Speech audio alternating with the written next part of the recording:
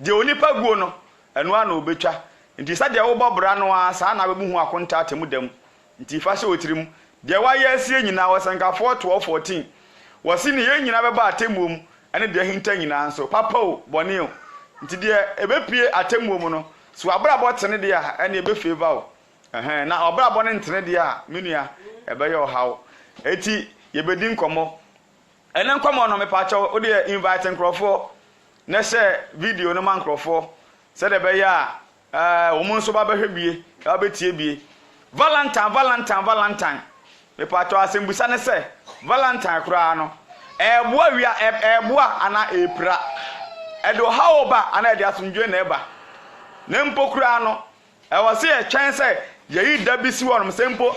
Valentine mpo ye good mpa ewose yi dabisi wo se da we de ene ede eya adoye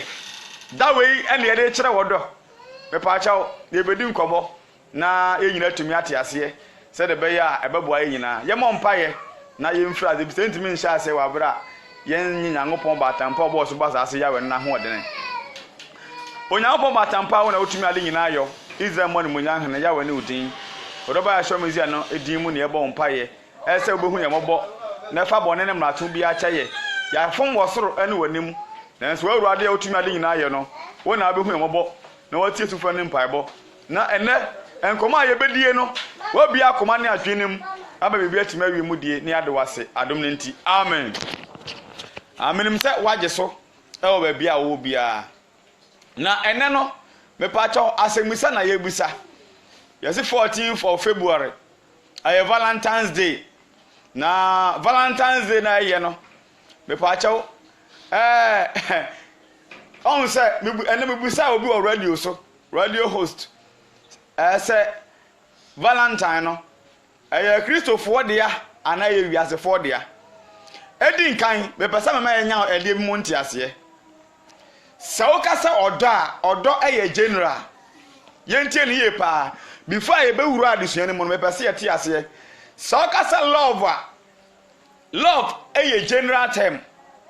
e depend te bia kro na wo ka love ne ho asem no ene be kire odokoro a wo ka in general we say Valentine ye de kire odo bay ya odo a yede ma nyankopon ana nyankopon mu de no agape love na ge say urade mu do yes John 3:16 say nyankopon do wiase nie Hebrew 1 Corinthians 13 say lipa na above touch makasana mini do a mensa hwe Romans chapter 13 verse number 8 to 10 o say odo ene mraso die ye ne obi akaje odo a de be do ye ho sa odo a ye ka ho asem aye urade mu odo Hebrews 13 verse 1 say onuado entena hoda me pa che onuado we no nyankopon mu do no ye fa no agape love ano ye Bible mu do eye tene na kwan so me pa che ana ye wo odo eye ewo oyere ene okunu ntam me pa che empratchen fon de ne kware intimi classify no as do because eno illegal nti say o girlfriend do wa me pa che eno nye odo eno ye bon I say obi akọ wi anam na wo wi because first Thessalonica 4 verse number 3 say we ni de nyankopon pe e wo ma ho tie mu say munyi mu fred ma mom na obi anya na yere e wa ho tie kwan so me pa cha odo a ewo awarefo ana sempo ewo enam gita hodie mu no your friend eno ye romantic love no ena odo a te say bia me wo hoi obeli amese me do me man menya do e dia ma me man eno say friend patriotism it love itself no a general term me pa chaw yen shas yen hwe ade bi wa ha yen na ye ka Christian nyankopon mu nkrofo side nyankopon mu nkrofo side ye ekura bible me pa chaw hwe ye wo ade bi no ma be ka se o de enya hwe me ye de aboa me ye de aboa enya hwe hwe edru satam ya osofu timi kan eka and that way Valentine's Day me pachaw according to history me kan de kakra be wi aba bible mu nya wa beti ade bia so ha according to my research kakra bi a me ma ye concerning Valentine no say na research no eka me pese me read na yeti ase wi a na fa ya Bible ni mu se enti ade nipa de asi wono mo na wi asefo ye o mu ade a me pato ye na ekura Bible wan asade na wose edis egina okura pretty eka ho asem nyankopon de anase hwan de a osofo no pretty Valentine deba emwa ba Valentine abra wi ase de Valentine de abra ya ye condom e short wo de Valentine e de aba ne se obi age obi yere obi age obi kuno Valentine amanfo rinsa obi atonsa ache nipa enti me pacha obi ka cho se Valentine Saint Valentine me pacha wo de neba me kire me dikan ye dikan ko Valentine mu na ko he ho akba ko so akra bi ye wi a na maba na the word saint ne kura no se Catholic for declare obi se oye saint e kire se ye be di ho nkomo no hu se na ada kese pa na omudi dada enipa wo wi ase edu bra wa se hu nokora no ne nante onyankopon akwan mu me pacha according to Bible ye ntan one day bi obi de Valentine he se eya adwempa na se ase o amfa adwempa na se ase o no de Valentine eye wi ase ne se e de how e bre wi ase e de nyamama e wura maburu mu e na nadwi me pacha condom be short ena na dwi amanfo ebe bojaman pe mojaman first John 2:15 say mun no wiase ana enema wo wiase kon ayi enema wo wiase e bi ni Valentine ya ni nyina mu no enya bibia say Roman fo na de bae omu a mo de Christmas Easter ne bae omu de Valentine bae eni trese mu say ya de dawe esi ho I declare say we are singing ansom na emu say ho say adenti na ade nyankopon de si wo no mo say e wi ase nyina ansom ya na wi ase nyina ansom na Catholic church this wo de a na wi ase nyina kutam me pacho ye careful na menya careful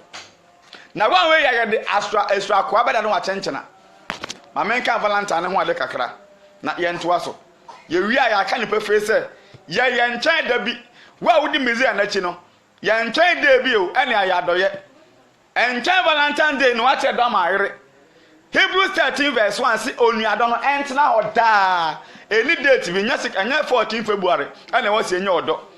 Hebrews chapter 13 sorry 1 Corinthians 13 no what if verse 7 8 9 10 ne bana o se odo etu ontwada nti ye nchen 14 February ni obi abekira me say da we de ye da we si ono mu nti no memfanya odo dabi oh that way na de to ade kwache onipa ya yes wa se me pacha Catholic for na me kire me say that say me fancy one me fanya adoye quotation by Hebrew Galatians chapter 6 verse 7 to 9 no Galatians 6 verse 7 o se mo na adam nyankopon wonsi na twetwe efri se de onipa guo no enu ana obetwa o wie ye no ana o de ba Galatians chapter 6 verse 9 to 10 say ye wo bre fata yenye nipa nyina yi enkanka gidi fuefo me pacha onyankopon asam se wo bre fata ye nipa nyina yi entwen Valentine's Day enu akwakoya adoya ma obi entwen Valentine's Day enu ato ade akwachi obi entwen Valentine's Day enu akasa mekodo megere Bible so odo eto ontwada eti ye wo bre fata Hebrews 13:16 say ye yo ne ade che ema woni mpaso na we ni aforeba eso nyankopon ni so beche obi ade no me pacha ye ntwen Valentine enye Catholic for na beche ede omu afa sebesi wo mu declare some Mother's Day Father's Day ni ho ahon ni nyina wi asem na adasem na adasem o ba che Father's Day eno ya do ya ma papa wa branya papa ka on emra asem se di waja no nani na wo na wa asase so wo ba che Father's Day che the Father's Day ma ya won ka papa Mother's Day ma on ka mama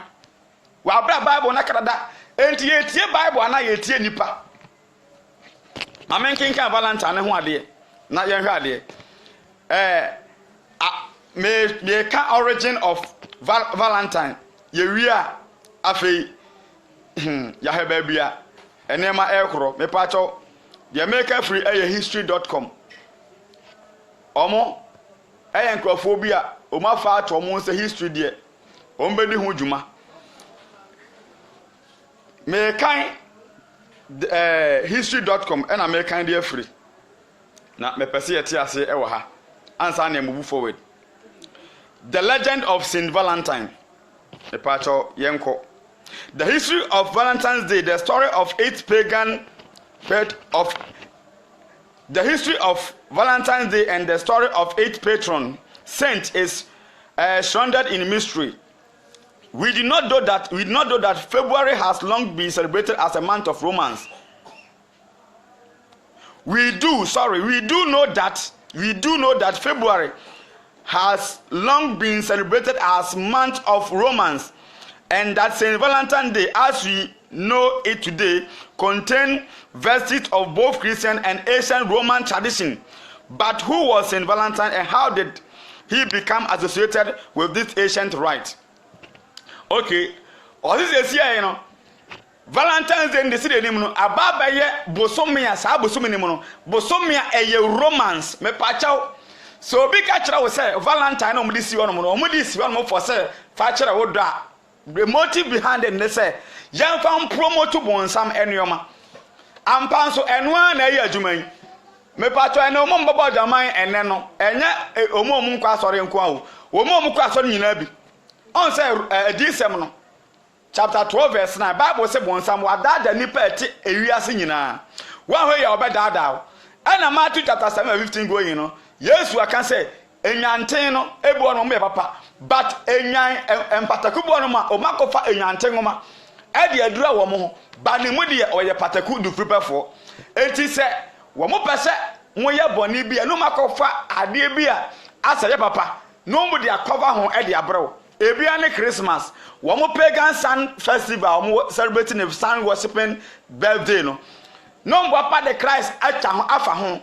nti wo di Christmas na wo nim se wo de Yesu awra na wo di ba na womo bosom san God na wo di na wo da wa abra wo nim sanso no mo pe David yesu no for yemfa nkai edamammo yemfa nsia edamammo animonyam because say the omo every days be yesu for baby and no mudi Valentine esu ono say that day no yan fence one for romance me pacha enye ordinary love that is one for enna eti Valentine's Day me pacha ma propaganda no enwia wo say ye de that day na si one for odo ye ka so odo enye bone kwan so me pacha wo me Kristo ni mentena se na Valentine for mudi Valentine ba na me kire me say me nya odo 14 February. Okay, na 15 February, they meant to adon tonchana. 17 February, meant to adon tonchana. What the motive behind it, no? You better come what you say. What can I say, Bonsam, what Jim won't? We made you not say, I may Bonsam, Mr. Momo, the man that's incapable. Or proper air cover, dear Bon. Now, me about Valentine. I tell letter come on, baby, a blow there if you say, if I'm home, and then I'm there. Yanko, a Bible, a womb. Me pato sa Valentine na ye chi no na akoto ofiase na nti wo no kwatwa letter ya kese o de odo asema san ye kunu no Valentine no Nyankopon krof Bible o ehefo na Nyankopon say ye say de Nyankopon say kwa nipa amfa ni so se Nyankopon firi so na kan say ye mfa Valentine's Day nsi wono ma e ka mo se ke wiase mfa nya hwe what you say na sofo ani nwu ade na so fu gina wo preach and next week aye Valentine and na so fu preach actually human tradition me pato ye hwe ade about Valentine ye wi aya be Bible so nya be hwe ade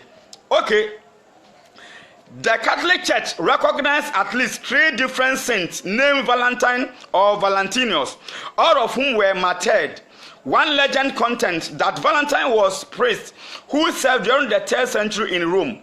When Emperor Claudius II decided that single men made better soldiers than those with wives and families, he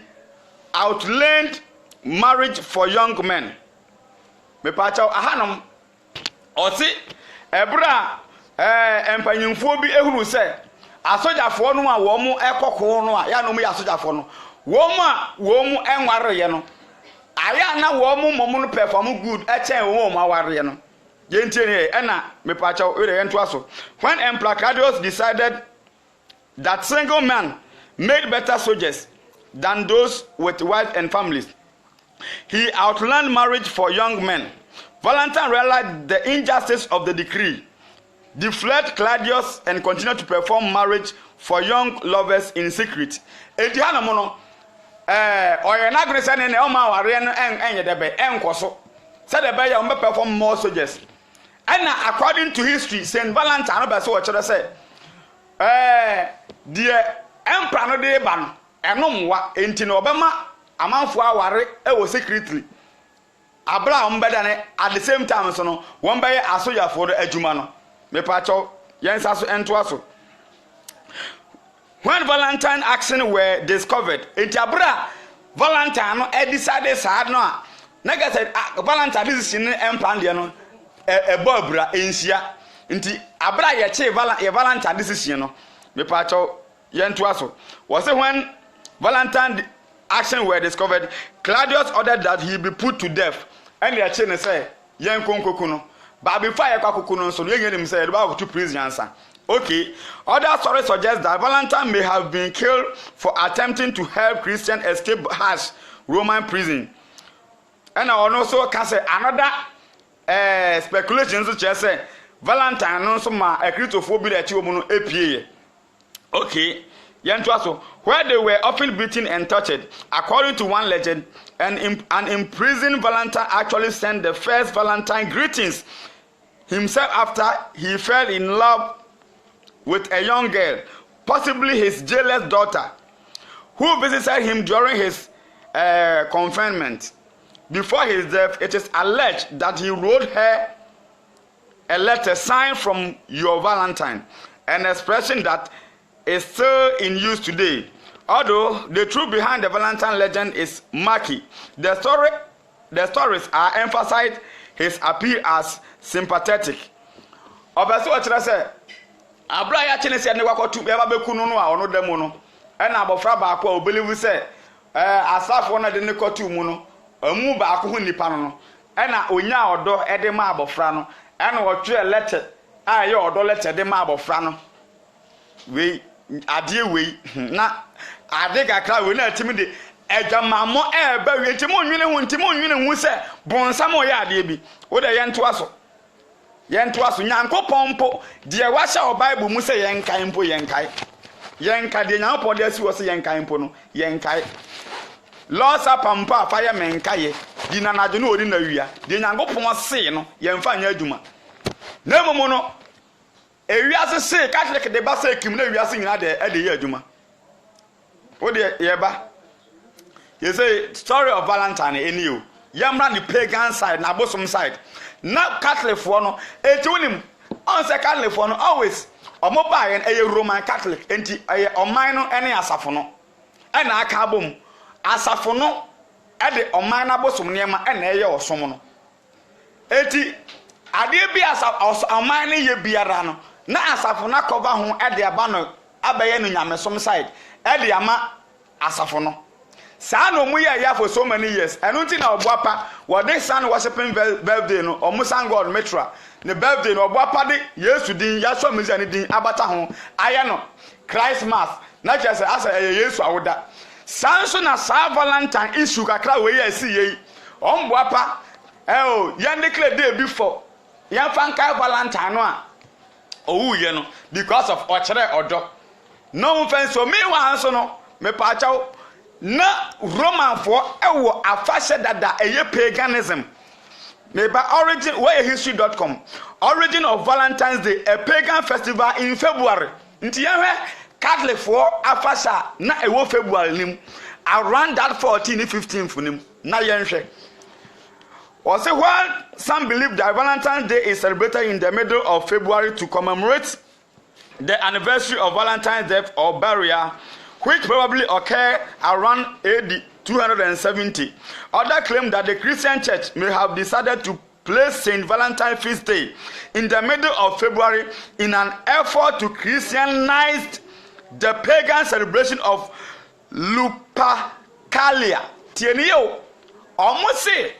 according to history.com, or say, Christian at that the Catholic Church no try say ombe make sure say womo de edabi ombe declare edabi dia say ombe de Valentine's Day e dia manipa but make sure say womo de that day no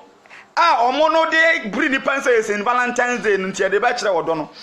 e de se wo mu afahye no a omu ehye dada e de so mo abosom dada no sa in the middle of the February na womo de kai womo bosom na watu ndin name no mpo yesempo womo bosom eye Lupercalia no eno na omo de Valentine's Day no ebe hye wo sa de omo de sun worshiping de omo de Christ beba ta ho say ye Christ awoda omo bosom Easter ne result ne death remembrance no omo de Christ dia beba ta ho say Yesu ewuda ene de ka as Easter meanwhile so no omo san Easter enti on say Yesu dia kra omo timanya obi dia bata no na campus Valentine's Day and omo say ya declare Valentine say we saint according to Catholic mo no si ya declare obi say we saint omo person mo kire say wa baba ye onipa be soronko a owo tumi wotimi kura bompa ye me pa ya declare say we saint wo mo timi worship o e bompa ye kura fa so because of we saint me pa ta one our power say we declare obi a saint anu ntina obi okwa ayi Catholic o ma so dem na status ase hono ema no wo mo di o mo na ma pi efri Roman abosunsum na be sha asafonim eyetietia etu be kan December 13 na verse 4 5 6 7 no kono a wo so ma wiase nyina akoto honi no wudi akro ba koto honi ba na wonya we enti yemra no mo sese ya kire ekwan a Valentine fa so a ebae okay. What the purpose of medical chire mu say omo Valentine ye de chire odo medical chire mu say me pesa ma onya nti ase say Valentine's Day no enye nyameso mu do ho asam na ye ka. They are not talking about nyame mu odo eye wiase adwama mo do ho asam eye da o ma yesi wono mu a ye de bru nyaman eye sex ana odo no krampo so no purpose no krampo no ma anya for awarefo bonsamo nya de righteous beba. It is a Valentine's Day condom short to the purpose of that day no to ade akwacha oba no na to ade akwacha oba no nso me pa to na mu ya cha ade akwa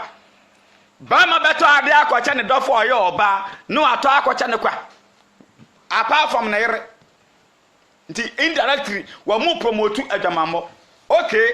what dia opa for dictionary ahodo na define the day Valentine from your dictionary obati ase say bonsam eboa pa de that 14 February was say yamfa nse adwamammo mutene we obi a pe heavy akwa ma woni nti na yi woni efre bonsam na ema so history.com omune won busu American Valentine's Day a day of romance. Definition of Valentine's Day bia no ma obey romance afrimu me say odo yes yeah the Valentine's Day na e kire odo hwan na se fa Valentine's Day e kire odo Bible na kan ye ana hwan na kan ye adenti na Roman for kasade a ewiase nyina som because they are the god of this world adenti na nyankopon kasa entimi nya adwuma owiase nyina na Catholic for kasade a eya adwuma owiase nyina because of omo na wiase omo dia mama ma example bu ha na ehwe ade Valentine's Day a day of romance okay eba ne say ana Valentine's Day no omo de see you as a day of romance me say odo no de wo nyame mu do no ye fra no agape that is odo a ye no do ye ho awa urade mu teni mu nyankopon mu odo je fa John chapter 4 ne ka ho asem no je John 3:16 ka ho asem no je 1 Corinthians chapter 13 verse 1 ka ho asem say medi nipa ne abafo tache makasa na meni wodo a na mensa hwe no odo we ya Valentine e promote no enye agape love dabi enye nyame mu do me facho nyame mu do ye agape love oman so ye Ghana ni a e wo sa wodo wo man Ghana na was no that kind of love na wo de ma wo man no me facho no so nya agape love and no so eye patriotism in this one no man ya kasa wo nya patriotic ye nche ni ye pa wo eno da nkyɛn a ɔdɔ a obi wɔ ma ne mpena yɛfa no romantic love ɔdɔ a obi wɔ ma ne yere yɛfa no romantic love lead to adwamammɔ anaasɛ ɛna because and they involve sexualities and that day no a yɛsɛ yɛde Valentine's Day 14 February ɛkyerɛ wɔdɔ no ɛnyɛ wɔdɔ sɛ nyame mu wɔdɔ sɛ yɛno nyankopɔn dɔwo nua yɛ adɔyɛ na yɛ adɔyɛ no purpose no sɛ tɔkɔma wo yere wone yira tɔkɔma wo mpena na purpose la bonsam de ba yɛ ne sɛ ɛnkɔma wo mpena ti Valentine's Day do so ayɛ kyaadeɛ ɛkɔma wo dɔfo na wɔka no nyɛ nyame mu wɔdɔfo dabi ɛyɛ wo mpena sɛm a elidi to adwamammɔ ɛyɛ tɔkɔma no na ne nkɔnkɔda ɛyɛ saa na the purpose of Valentine no the purpose of Valentine no enti ma kyerɛkyerɛm saa ma mepatɔ manya abotere me ya na metumra me kyerɛsie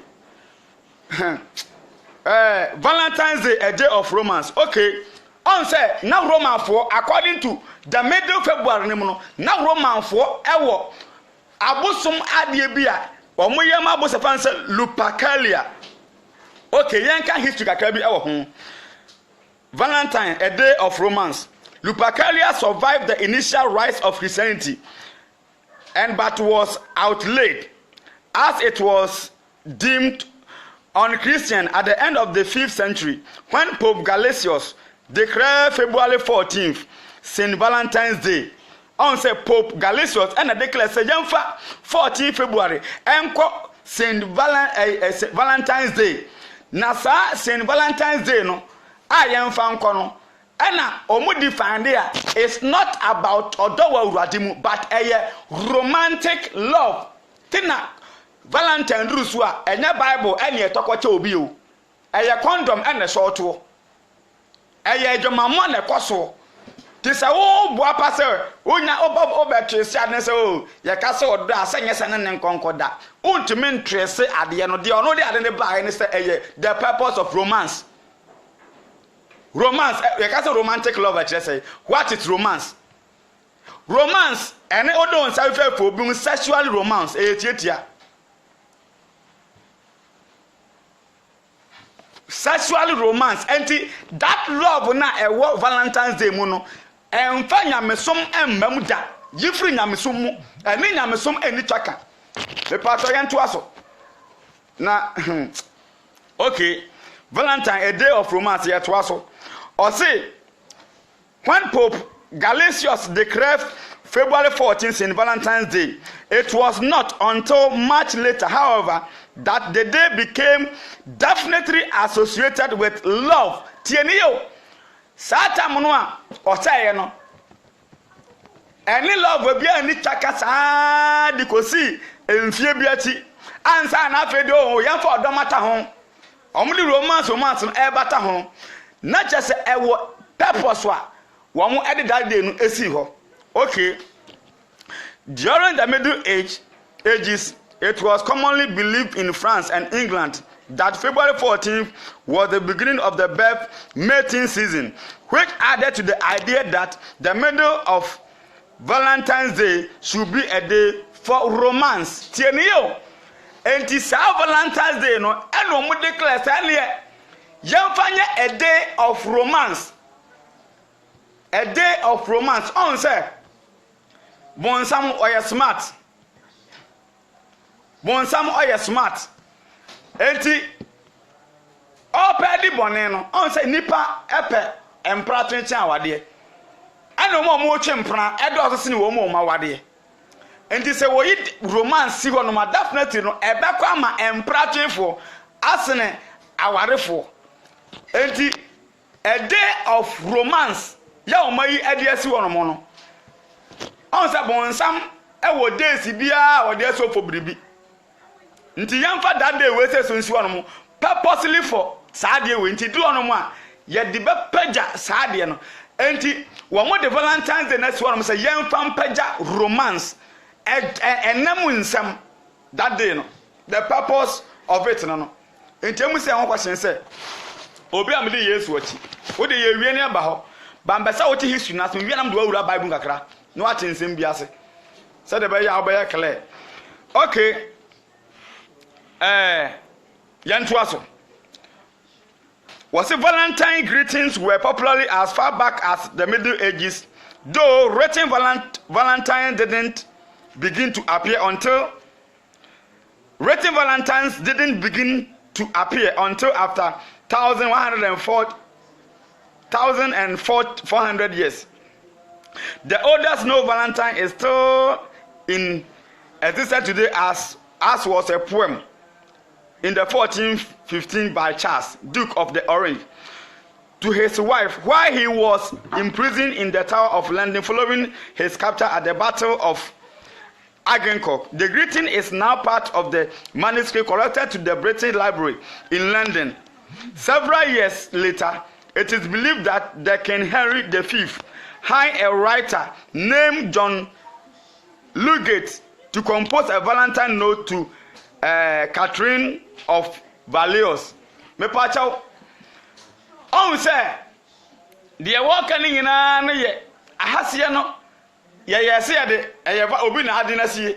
na ye yi day no e de aye omu ankasa ade ne so yan fa day ni so for a day of romance na e ba anti o church eniama epie mu abra ye baje Valentine's Day ni to mu say a day of romance no and edu hono ma na we atwelete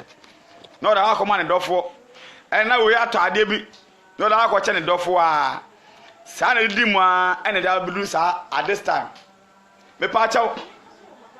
yan famra ye na yedi nyankopon achi sesei hwe Yesu Obakan Luke chapter 4 verse 1, Matthew 4 verse 1. Bonsam ka che Yesu se woni nyankopon ba no a me pa chaw me pesa me ma ye ade bi e wase ye nya odokro ade ma nipa ye nya odoma nipa enye obi abosonsum nti ana wasa me hu se e wase munya doma mere e wase munya odoma madamfo but ye tie commander efri nyankopon question ne say Matthew chapter 4 verse 1, Luke 4 verse 1. Asem ho nyina ye baako. Yashua mizia na Yesu ye fasting 40 days 40 nights. Owi e na kom de no. E kom de obi a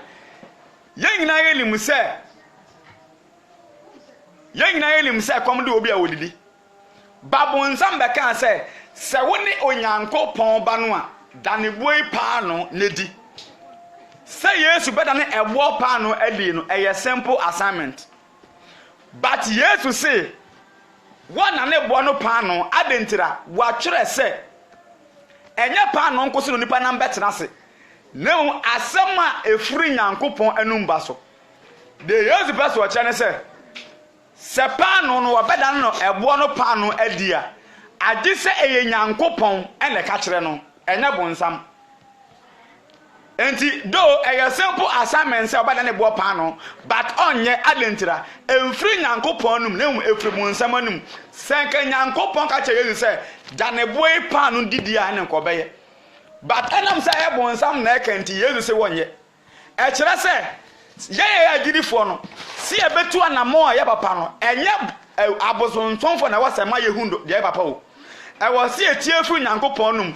se Valentine's Day be hia e dia mayen ya e was pie free Bible mu de bata ma oti ase no enu ti Yesu ana ne bo no pa no ani no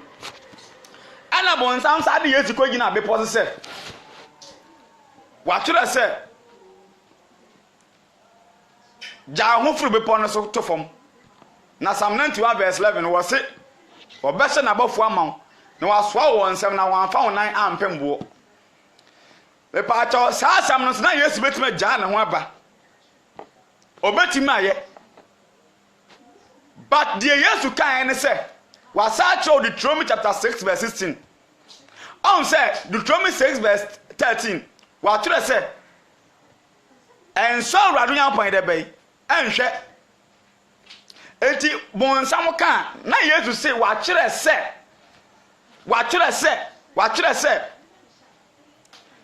enti se me fa ne say asam ka ewiasefo bia decree day bia si hono say yemfa nka ya mepa acho me am de Yesu ochi de ewiase ahye na meni so anase de yan pa ahye na meni so de ewiase ahye na meni so ana de yan pa ahye na meni so 1 John chapter 2 verse 15 say mama ye no wiase anase niema ewo wiase na se obi kodo niema ewo wiase agya to mu eya nyankopon don ye de bai eni ne mu na de ewo wiase nyina no eye aniwa kono honam akono eni asisrem anwa kwa na emfraja no na mu efiri wiase Yesu ana ne bo no pa no eni because of emfiri nyankopon no. The question is say nanka Yesu da na bo no pa na odia nanka aye dey enye hwe de enka bege ne say eye bonsam na akoma ne Yesu do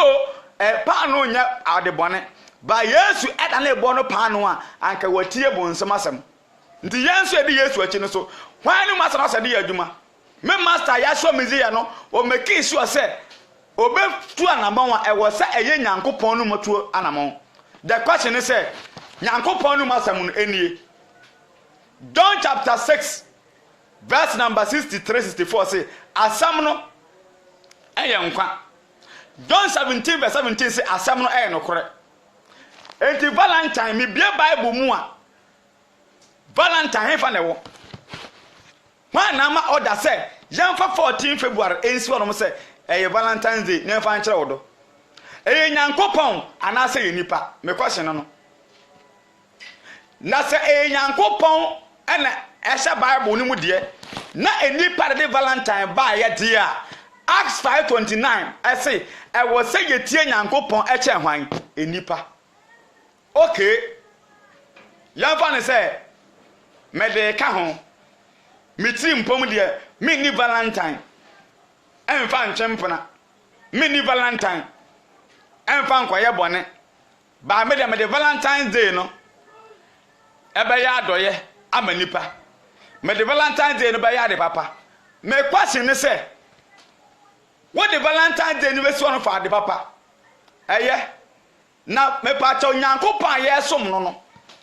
on cast yemfa one day pa bi na nso mfa nkire odo. Galatians chapter 6 ibe ko tu akire na makan akire enti ye di odi nyankopon chi a eba no odo fam a every time bia wo so onya odo ma obi wo da wo ma oyere no o twa 14 February no abeto ade akocha oyere na ewiase na mekire ha wo so onya odo me say Valentine purpose and same promoter de mamo. You hear the Galatians chapter 6 verse 10. Osi enti say ye wo ebre fata. Moma yenye nipa nyina yie enkanka gidi fiefo. Wote ye. Osi ye wo ebre fata. Yenye nipa nyina yie. Enti anytime biara opportunity beba say ubeye obi yie no. E wasa wo ye. Jiri ni menchen nyankopon ka asa chen 14 February no akoya adoye on say o ba bia o si every blessed day e come de oyonku amana duane ni so come de na mani nsuo nom wo hiam wa aboa no every day and yes 14 February every blessed day wo si ye wo bre fata Galatians 6 verse 10 mo ma yen nipa nyina yi ti anytime biara e wo so ye obi yi. Hebrews 13 verse number 16 I was young go tie the Bible neka say yan chen Valentine's Day na dia ye oda. Hebrews 13 verse number 16 na yentie Bible o say na yoyo ni adeche e na mama moni empaso na yeni aforeba eso onyankopon ani o say yoyo ni adeche e ma woni nyedebei empaso tieni yo ye yo se wo yo bi ye sa de na mo se ye ta ade akoche ta ade akoche wodofo no Bible see every time biara ye yo ne ade che gidi ni no e ma woni mpaso we ye nyankopon kasa ene wiase sese o do Valentine's Day dia ende na ya kire wodo nyankopon sese kire wodo da bia yemfa nyankopon de ana yemfa wiase de ye kire wodo da bia Hebrews 13:16 say yeye ni ade che ema woni mpa so na weni afodeba eso nyankopon ani ewiase da bi 14 February ena ye yesu wose yemfa nye debe enkyere odo me kwase ne se ewiase versus nyankopon de enfa na ye nsomu Valentine's Day eye da ewiase eyesi wono mo se yemfa nkempena mo dwaman yemfa promote sex the secret behind it anu Valentine eye mo yesu wose yemfa promote sex na se bonsam no onim se o ma ya we se eye edwomonti no de ba wa hwe ya omma that is onam nyante ngom na eba mo nchen ba ne mu de waye pataku Matthew 7:15 going enti wase ma woni de ba de enna ho Peter chapter 5 verse 8 no wase mo ni na ho na mo nwan na mo tanfo bonsam na se de ba de jata wo bubom apadi obenya de bade amene ti se wani ana ho a bonsam benya ho according to Bible ye nten 14 February ana wayi wodo a kire wo yere me paache o me se ye nten 14 February ana wayi wodo a kire wo yere ana wadamfo ana wonua wo ba awrade mu a wo se wodo eto ntwada mamen ko tu nkire 1 Corinthians nti ye nten 14 February no abeda wodo adi ena anadwi obiri obi mpra ena anadwi amanfo ye bebo adwaman na dɔɔso adaya yese yi romance of obi na oye we me pato that kind of love no nyame mu love enamu love ti no mo say link it romantic love enya agape love de ne ka Awurade mu do kedu won man nka Bible na nka eche woto Bible na da ma de woni Bible wado ya wo ye de ama nipa no ampacho ene Valentine do won de be na ekoso de ekoso an say condom and short condom demand eko high adentira mama nipa na bonsam em nipa na adaye em nipa me dada because bonsam wo ya de ya oye no anifrem 1 Corinthians 13 ye kan de word pa de word a ye Awurade bu do or the red of nation no enie nti nya fa se de wiase koye no ne no se ye odo wa Awurade nso a ye behwe wato mo akoma oba enne kwakoda na dwua me bato eye odo wato ade acha obi enne kwakoda eye odo eye adwenbone bonsam de so no da nipa dia wo fa no love no eno nya love eye satanic work nya love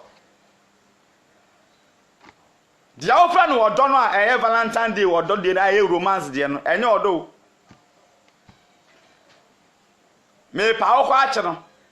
na me tu oblugo no sa akoni media akori fisa me eboa no but enye mo na me de eboa no me pe na de be aku no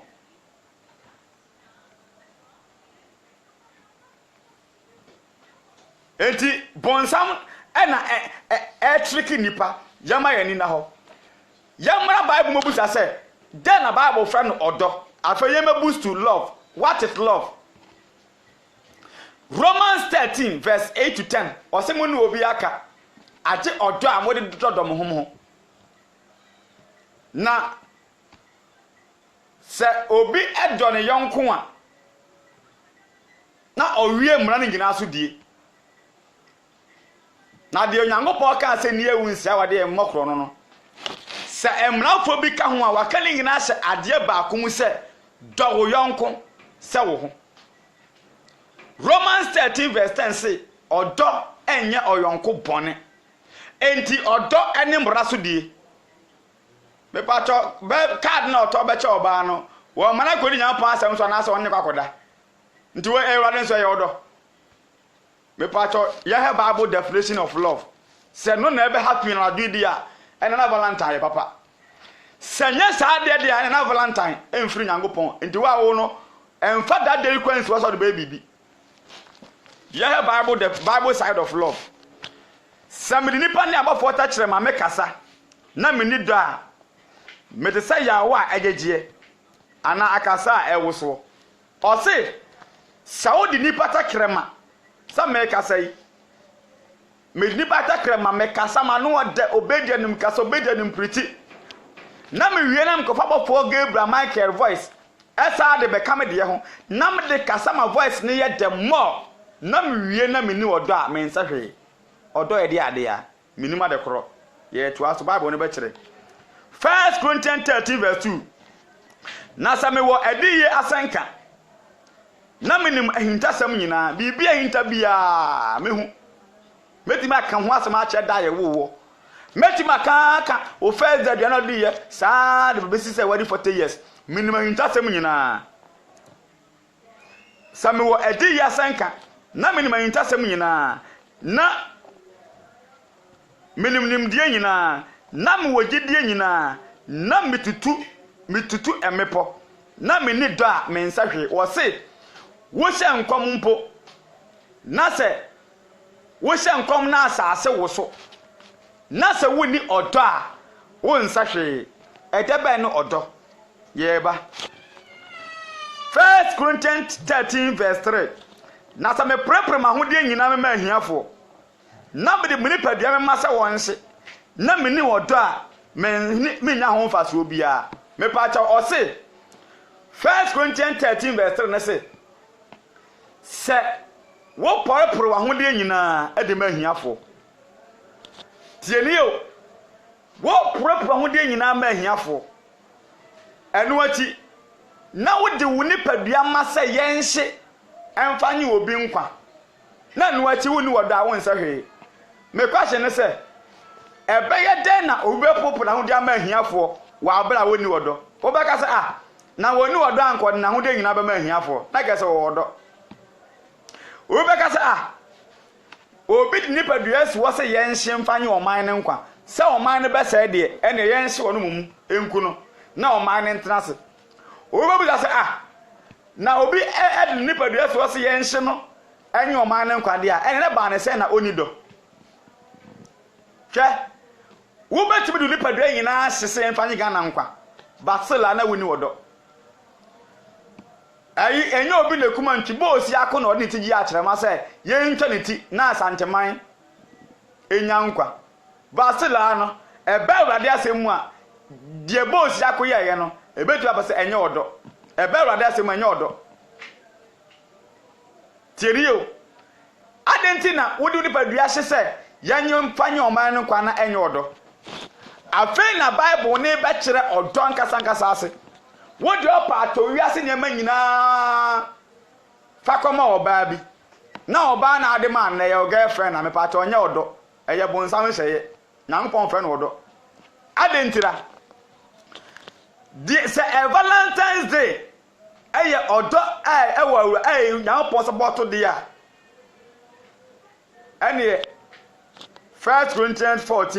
13 verse 4 tie dia hanamo wose wodo ewa abodotere odo yam ye odo nya ahoye a odo nya ahokere odo me ma ne ho so enye ne ho de emfata tieniyo ti se wata ade akoche obi a me pa achew ene efa no ayamye eye odo no enkrobata ne baako but enye wodo nchi ase no odo nchi ase pa ne se enye ne ho de enye de bai emfata to the moment our girlfriend boyfriend just one uni wodo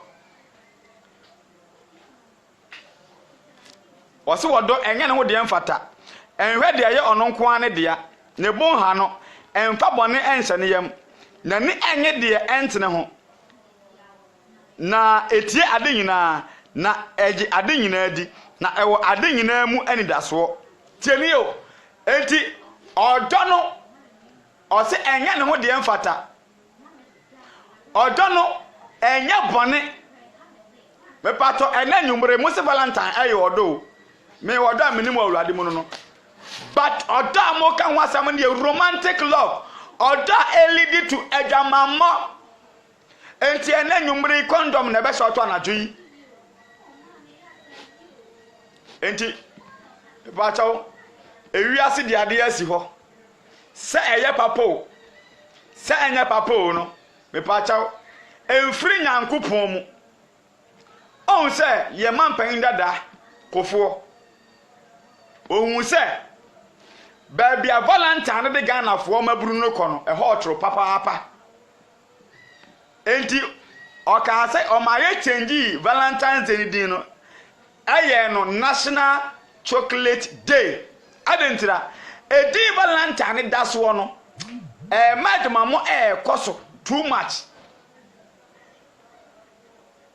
Nampacho or the National Chocolate Day mpo no still. The motive behind Valentine e da so a man for team. To still a man for at the boat aman. At the year fata. Nampacho se Valentine mpo yamfa ne se eye good mpo. Na esi ya aba wiase mu no. Hwe ba bia Valentine de wiase na ekon. Na edem prache na eba nti yentimi ntwam. Ede condom short na eba nti yentimi ntwam. Me toka ase me de bra me ba. Na me ba keto ade adi agoro. Me ba ne tena so ana kan na hwe na nese atu.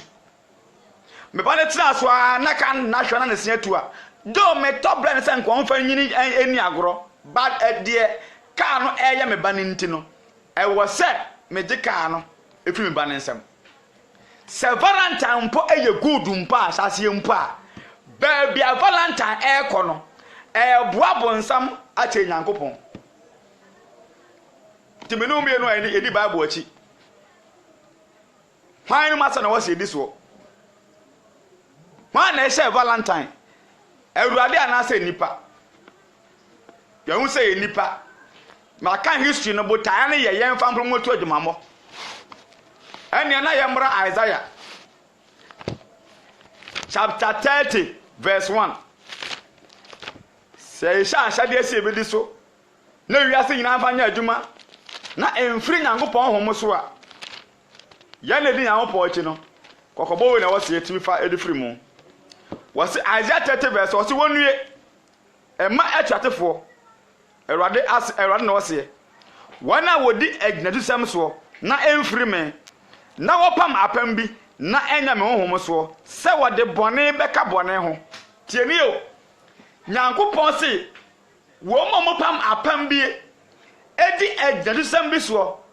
na enam Nyankopon asam so na ebe wi akire no ede bone ebeka bone ho no wose wonue Valentine edi good neighbor ana edi bad neighbor se yem se edi bad neighbor the Bible say die Yenche ni yepa Isaiah 30 verse 1 na mekan ye no. Wo se na edue because at the end of the day no e de bone na beka bone ho. Yamusi an question say Abra ye shembra say 14 February e Valentine's Day no. Ipacho Isaiah chapter 10 Yewe se Valentine asade no eya asade pa ebo e mabunu ana se e de bone mom na eba aye dwumamo kodrast ko bisa condom ho asem hade dide ne apo kafa ho Isaiah 10 verse 1 wose wonue wona wo hye asade huhuo ene atwerefo a wo twere musuo wose wona wo hye asade huhuo ene atwerefo a wo twere musuo ti Abraham o shambra say the Valentine 14 February ebesiwo as Valentine's Day be part ewi akire edi musuo na ede ba de eba enti ya hye de ba de musuo but Nyankopon say e my warning Valentine's Day o no Valentine's Day o be part jane di Nyankopon chi de yehunu say ye mfiri wiase Jeremiah 10 verse 1 say mama ye nsua manaman kwan na amanaman na tromade no eya huhude ti mama ye ni akire biom ti so obi di Valentine na we wiase ni na onim kire sem no efiri se eho amane ne ho nyama nyina da kire se eni nyama ni twaka omo de bai no botai ne se eye romantic love enya agape love enti emfa nyankopon asade ho brother sister you careful ade biara edi ohaw eba biya no me pa chaw wo mo de ba no adwene ho mienu no mbo apa abrand ne se eye papa samekoto nkuroduro na me twegu hu se eye milka fa se otimu se the fact say ma twe ho milk ne kire enkyere se wono ma unwu ma twe se eye milk but inside the end dey toxic sa na ya no ma hye de ne tie obe ma ne din a any definition na ebeto wasum but the way inside no ekum don't 10 verse 10 si oyifu oma this obewia no wakum ade bade na wasai na kwan a ode bewia wo no me pa to ahwe hu akire ekwan so ode bekum so ahwe hu akire nti this 12 verse 9 say obonsam no wada de nipa ati wiase nyina ahwe obedada e pa to Valentine ni nyankopon ni twaka Valentine eni nyankopon ni twaka Valentine eye niema wo wiase yanchi ya mfemfiri mu 1 John 2 verse number 15 ediba bia na asofo bi kai o ya de kire wodo ne afre sofo na sofo wo preach Valentine or sofo wo preach Valentine Deuteronomy chapter 4 verse 2 wasi me memfa bi nka nyankopon de ne hu ena yenyimu bi nso or sofo John chapter 3 verse 34 say di onyankopon asoma no wede o ka nyankopon asem but ene de na eka dodo na preach nipa nchechere Obeka Proverbs 30 verse 6 wase mfa bi nka nsem ho no wanka wanim na wanhu se we de bade otorofo ti ya careful na menya careful na bo nsem anwiaw mam ye mfa bi nka nyankopon asem no ho ana me yi bi so mfirim ayetiatia Galatians chapter 1 verse 8 say se wonim na de bi ka ho abanya problem how da wo so bofo kura nim no de bi ka ho mpa o how da ne so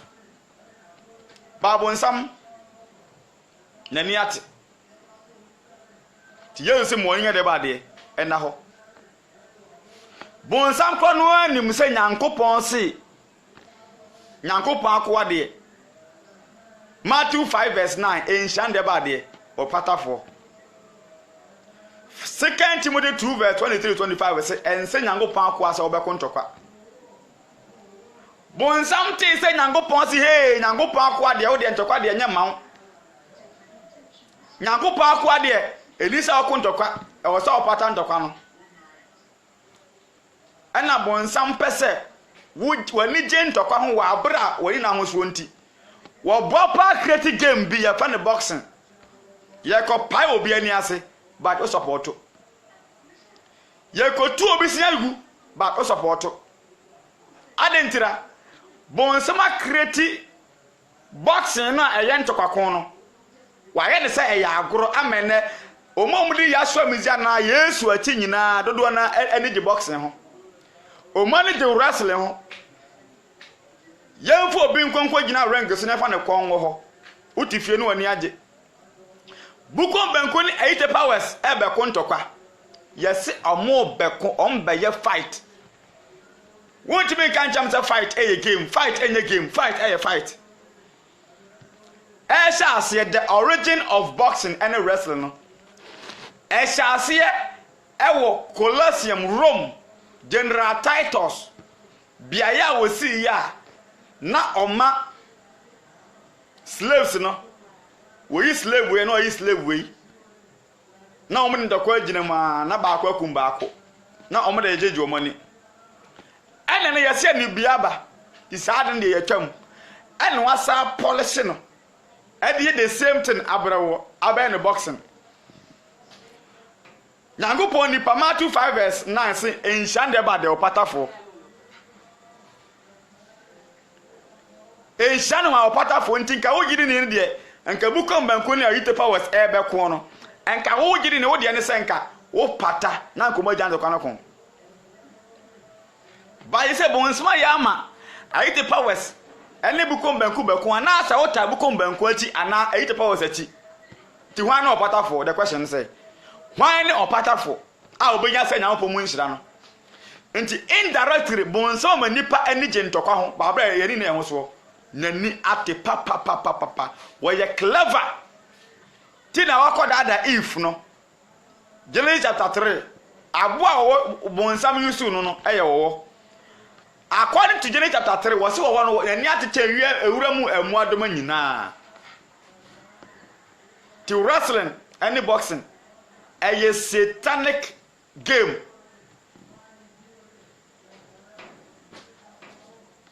Solomon sma ye wiase no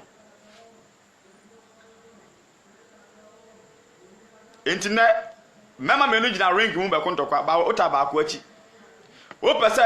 ayi je power share oba hwim ko mbanku kura oba bon knockout oni age o ti indirectly bon so mo oni age ntokwa ho wa onim se nyankopon se ho o so wutim ntokwa obo pa mo oni age ntokwa ho wa abrasa ho nyawe eripa he na edi bible achi a omodo boxing and wrestling bebre ye be movie abrafo no movies na omoyi no Rambo ne Jack Chan ho ahwa no the purpose of the movie na dey ba dia eye fight eye killer and a blue man on be kontokwa aya na ata ho echi hwan ne patafo me question no sa form ne botai ne ye group we e na kontokwa ene botai no aya na ata ho echi ya on say always ota blue man echi onkokum killer no eye ntokwa na sanya ntokwa omo pese wakoma no eji omo niam tum ye careful na mo ye careful de ogina circle we kageti a wode semona eda na obi fon no ode samona eda na obi fon no me pa chawo aya na enya bibia akeke o use trick no that trick we use trick and that trick Richard Pierce contact no ye de be ma ho hi obi busa contact no wa wonim me contact no obetimi abo na de ama no obi amo eso aye 0247947812 0247947812 0247947812 eti mesramo yama yani na ho saa na bons on se he Obuapa create ade bi pornographical movie we da kwa me da ye pornographical movie ayi no from na omuyi no series na omoton no a oba ne be me da no a ye twa ye yi se obi ahwe bi no me da ye hwa disunya die nti a ope help ya kwa eliso hwe bi ada ya asmi disunya styles ye be proof a chere die nti a eni se o pornographical movie sawa wadi yo sawa wadi yo no enye papa ma the only person en yankopon permit wo se wo behu nakedness eye wo yere ana wukunu omo pe oba na hwe na dagyamu no eye wo yere no be ma na hwe na dagyamu no eye wukunu no ade ya se medician styles kotra ota da ho na chene styles se ba wo tinwura mo na chene styles akoko wana akoko he move a pornographical movie atara ohun stars bon so madwene ne bo chane say ento akono mfa nwura omu de ma ho he no na e boost wo libido to akono wura omu after that na e de jamo na e spread e tietia e be da e hu chichins ache die nteni hwetsa he pornographical movies no e be clear e de amount menua ma oni na ho na mama ni na ho se Valentine eni trese mu ni akan hu history hu se ni Nyankopon ni twaka de a me pa chawo 1 Corinthians 10:23 say ye wa de nyina ho kwan ba nyina na babua wo je wa de nyina ho kwan ba nyina de be eboa Say ya Christopher ne Nyankopon chi dia na ya wa chi difo dia na ya so chi difo dia and Acts 5:29 say I was see ti Nyankopon eche nipa me medi Valentine I guess no say Nyankopon say 14th of April bia no aya mo fa nkyere wodo e ma mo yere nom ana de meti ase Nyankopon say na mo say free Nyankopon na free nipa dia me pa chawo me ni nipa sha de so Matthew for look for Jesus say ebu nie wo man nya pa no da adentira de o command no nya eyi Nyankopon eye bonsam na wo ntie bonsam command ba obetie command from above osoro Nyankopon nchen menu men de Catholic focus ya na edi so Roman focus ya na edi so ye busa say Easter e date be ya next year Easter e date be ho na beti maka atrem next year Easter e date be ho na beti my board achem next year Easter e besi da be e da be ya ho na be hunu obi antimi hu adentira enyama ho de busa ko hye say eye ho na de ba ho na wose wo de Easter date Easter no ho na wose wo de ba wo busa ho pen ho na wo de date ne ba na ya mpasa ye Yesu wude na mo ka ya Yesu wu date be ana na Easter enyina fa akon esi date we na esi date we na esi date we enyina date ba akon afi bia sesa etimi kwa kwose March na akwose April ti mo inti mo nwene wo hunu se bon san wo ya ade bi wo mo send for mo ka kai wo mo amu wuda no e no mo affect picture mo abosom sem no mo de se kai ayi Yesu wuda on bosom no san ayi no God ne death no mo de kai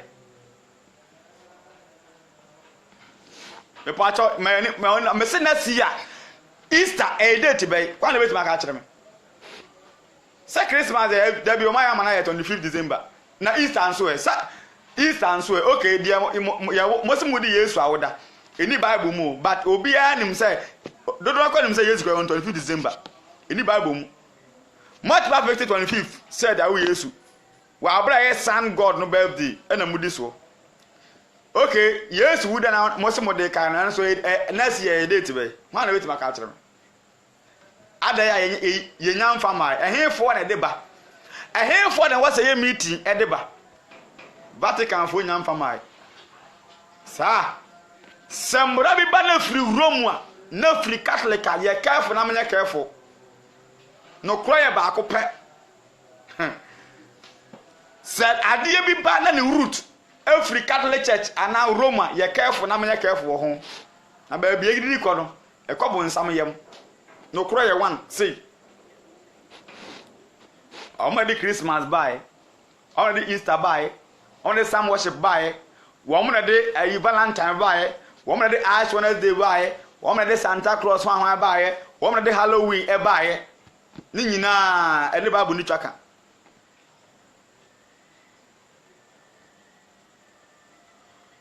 mezi Easter ayi Valentine ni quotation e we ngo to nkyerem na safu with Valentine safu jina pulpit enim talking about Valentine na da be na konfo obegina ba bia okom akanfo Yesu wuda e wo na ablabia okom because who say oni Yesu ni twaka now there will ma bosom nsema wujina pulpit enim na akasa ene ye koye Christmas convention ehefa na Bible mu obi di Christmas pen e wo hefa Christmas we e wo Bible mu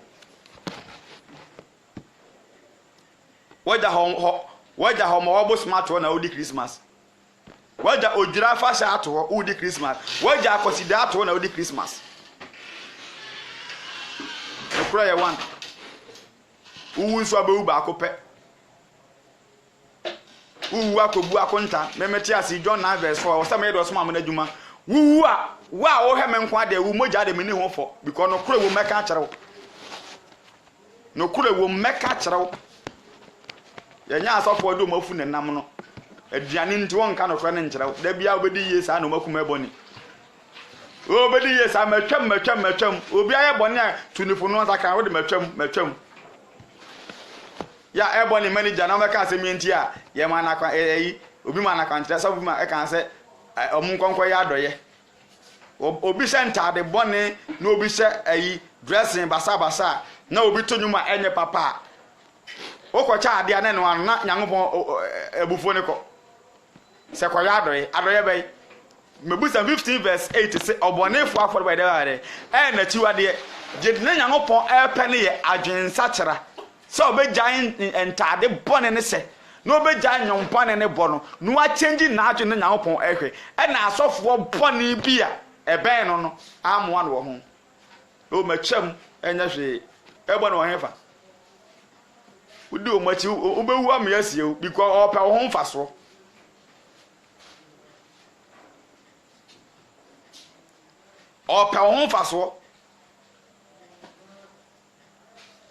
enti bra sister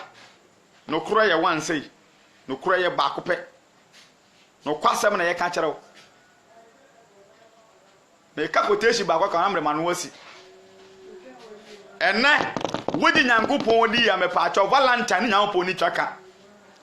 eye wi ase da o mode ka o modwa mansem eye tietia 2 Corinthians chapter 6